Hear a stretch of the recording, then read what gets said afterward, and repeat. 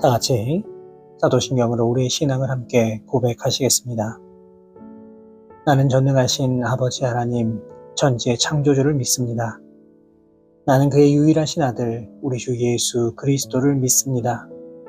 그는 성령으로 잉태되어 동정녀 마리아에게서 나시고 본디오 빌라도에게 고난을 받아 십자가에 못 박혀 죽으시고 장사된 지 사흘 만에 죽은 자 가운데서 다시 살아나셨으며 하늘에 오르시어 전능하신 아버지 하나님 우편에 앉아 계시다가 거기로부터 살아있는 자와 죽은 자를 심판하러 오십니다.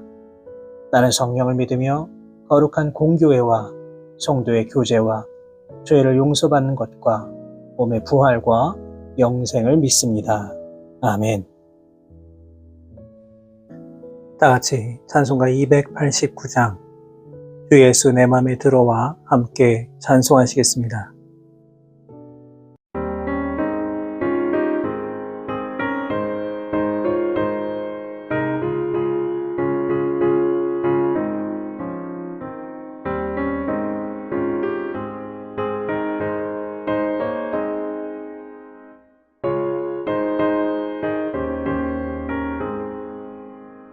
주 예수 내 맘에 들어와 계시고 변하여서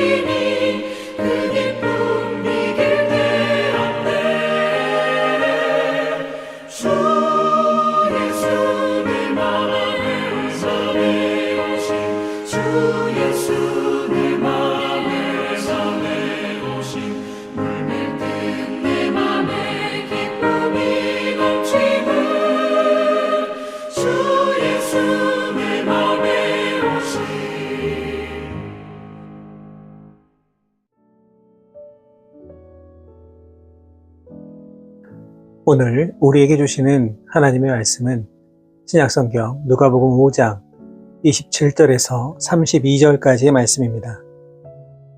누가복음 5장 27절에서 32절까지의 말씀을 제가 받들어 봉독하겠습니다. 그 후에 예수께서 나가사 레위라 하는 세리가 세관에 앉아 있는 것을 보시고 나를 따르라 하시니 그가 모든 것을 버리고 일어나 따르니라.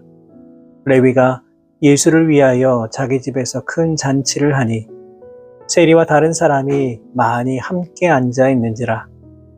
바리새인과 그들의 서기관들이 그 제자들을 비방하여 이르되 너희가 어찌하여 세리와 죄인과 함께 먹고 마시느냐.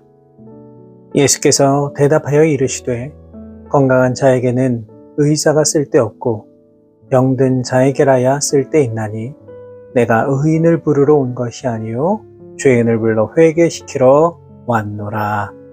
아멘. 오늘 읽은 이 본문의 말씀에는 예수님께서 레위라 하는 세리 마태를 제자로 부르시는 그 장면이 소개가 되어 있습니다. 당시 세리라고 하는 직업은 로마의 정권을 대신하여서 유대인들에게 세금을 받아내는 사람들이었습니다. 그렇기 때문에 당시 사람들에게 세리는 매국노로, 죄인으로 낙인이 찍힐 정도로 이들에 대한 감정은 좋지 못하였습니다. 그런데 오늘 본문 27절을 보시면 예수님은 이렇게 죄인이라고 손가락질 받던 세리 마태를 향해 나를 따르라 말씀하고 계십니다. 다시 말해서 예수님은 누구나 인정하던 죄인을 자신의 제자로 부르신 것입니다. 그렇다면 왜 예수님은 이렇게 많은 사람들에게 죄인으로 손가락질 받던 마태를 제자로 부르신 것일까요? 그 이유가 본문 32절에 너무나 정확하게 기록되어 있습니다. 32절의 말씀입니다. 내가 의인을 부르러 온 것이 아니요 죄인을 불러 회개시키러 왔노라. 아멘. 예수님이 이 땅에 오신 이유와 목적은 바로 죄인을 불러 구원의 자리로 인도하기 위해서였습니다. 다시 말해서 예수님께서 죄인 마태를 보셨을 때에 그는 피해야 할 대상이 아니라 손가락질 해야 하는 존재가 아니라 그 또한 잃어버린 죄인이었으며 회개하여 구원받아야 할 영혼이었고 잃어버린 소중한 양이었던 것입니다. 우리는 언제나 차별 없는 하나님의 사랑을 기억해야 합니다. 아무런 죄도 없으셨던 예수님은 오직 죄인들을 구원하시기 위하여 십자가에서 죽으셔야 했고 예수님께서 십자가에서 흘린 피는 우리 모두를 구원의 자리로 인도해 주셨습니다. 바라기는 차별 없는 하나님의 사랑을 늘 기억하시고 무엇보다 나를 향한 예수님의 부르심에 더욱 귀 기울이시고 응답하셔서 바라는 용서와 사랑의 축복을 받아 누리실 수 있는 우리 모든 성도 여러분 되시기를 바랍니다. 그렇다면 예수님의 부르심에 마태가 보인 반응은 무엇입니까? 오늘 본문 28절을 보시면 그가 모든 것을 버리고 일어나 따르니라 기록되어 있습니다. 중요한 것은 무엇일까요? 그것은 바로 부르심에 응답하는 삶을 살아가는 것입니다. 우리 모두는 예수님의 보혈로 구원받은 자녀가 되었습니다. 그런데 오늘을 살아가는 우리의 모습은 과연 어떠합니까? 마치 마태가 세금을 거두는 자리에 앉아 있었던 것처럼 여전히 죄의 자리에 그냥 머물러 있는 것은 아닙니까? 여전히 지금 내가 누리고 있는 것들 포기하지 못하고 예수님을 온전히 따르지 못하고 있는 것 혹시라도 아닙니까? 그렇다면 우리는 어떻게 예수님을 따라야 하는 것일까요? 가장 중요한 것은 내 삶의 우선순위가 분명히 바뀌어야 합니다. 내 인생의 주인이 바로 내가 될 때에 우리는 죄인의 모습으로 살아갈 수밖에 없습니다. 그리고 이러한 삶은 고통 속에서 살아갈 수밖에 없습니다.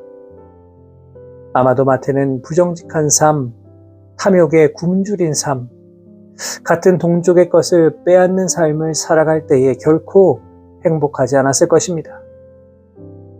엄청난 죄책감에 시달렸을 것이고 같은 유대인으로부터 받는 멸시와 모멸감으로 인하여 늘 근심 속에 살아갔을지도 모릅니다. 우리도 마찬가지입니다. 내가 주인된 삶을 살아갈 때에 우리는 마음의 고통에서 벗어날 수가 없습니다. 수많은 죄책감에 시달려야만 합니다. 어디 그뿐입니까?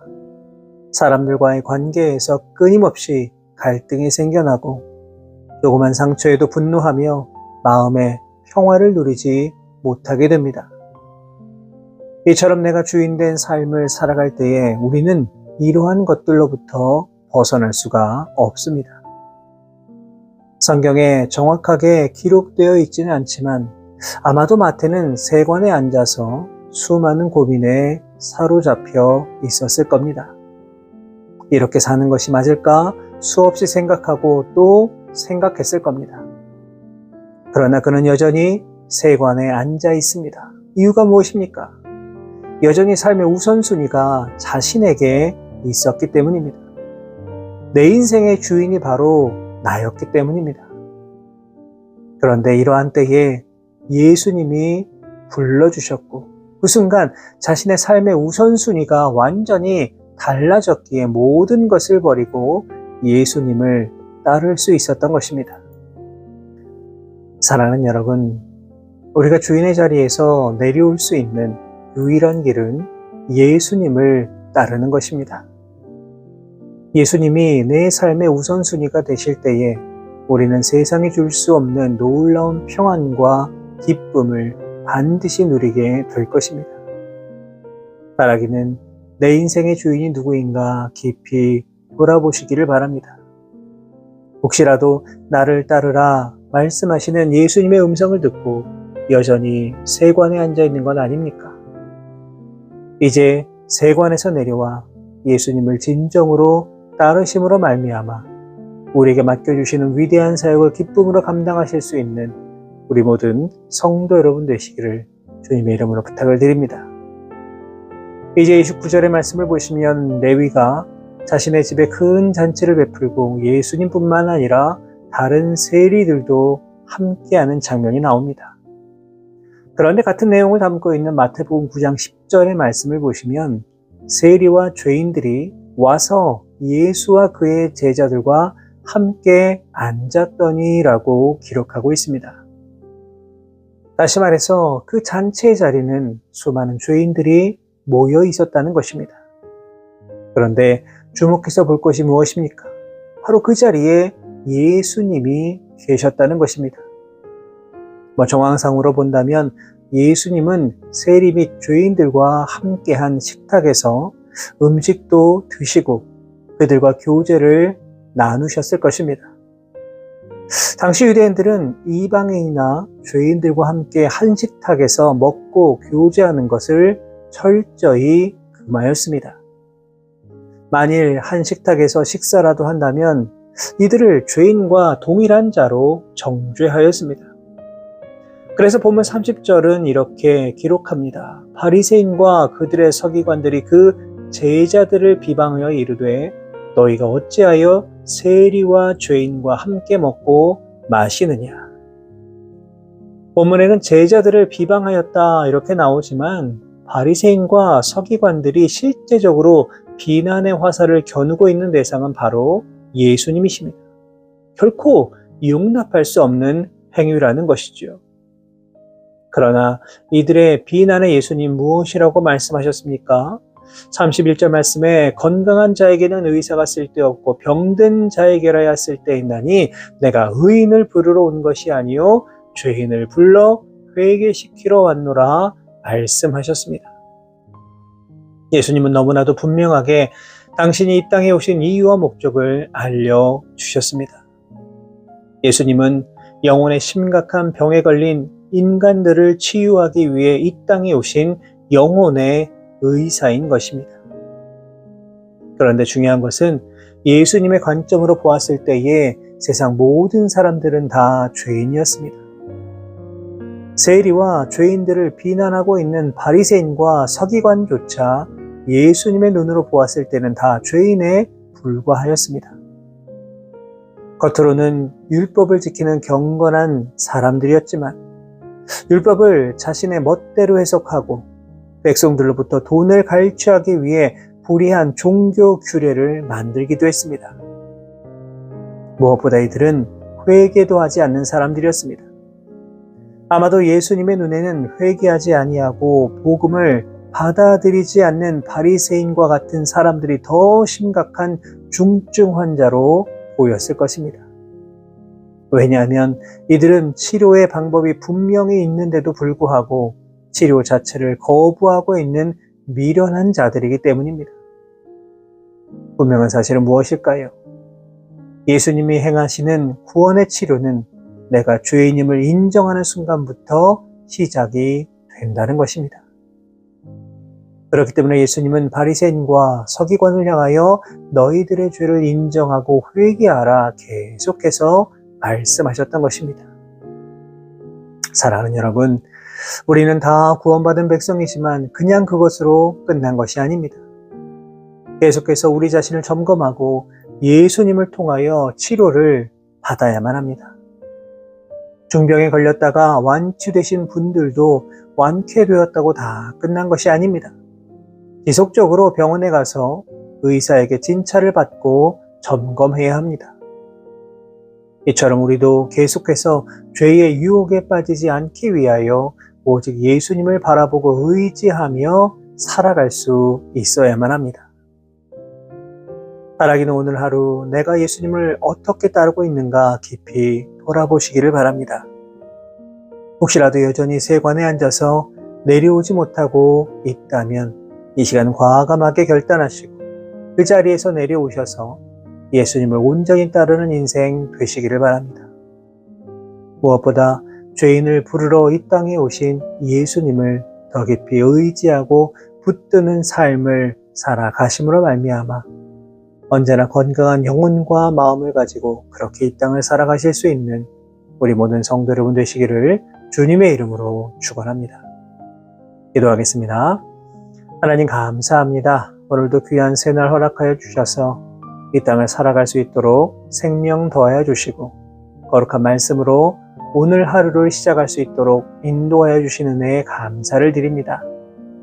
오늘 하루 온전히 주님과 동행하는 삶을 살아갈 수 있도록 인도하여 주시고 어디에 있든지 무엇을 하든지 오직 하나님의 영광을 위해 살아갈 수 있는 우리 모두가 되게 하여 주옵소서. 사랑의 하나님, 오늘 말씀을 통해 수많은 사람들에게 죄인이라고 손가락질 받던 세리 마태가 예수님을 따르는 모습을 보게 됩니다. 혹시라도 우리가 여전히 내 삶의 주인이 되어서 세관의 자리에서 내려오지 못하고 있다면 이 시간 예수님을 온전히 내 삶의 주인으로 삼고 예수님을 따라 나아갈 수 있는 용기와 믿음 더하여 주옵소서. 무엇보다 죄인을 부르기 위해 이 땅에 오신 영혼의 의사 되신 예수님을 깊이 바라보는 삶을 살아가게 하여 주시고 어떠한 죄의 유혹에도 흔들리지 않을 수 있도록 날마다 주님과 함께 나아가는 복된 인생 살아가는 우리 모두가 되게 하여 주옵소서. 모든 것 주님 앞에 감사드리며 예수 그리스도의 이름으로 기도하옵나이다. 아멘.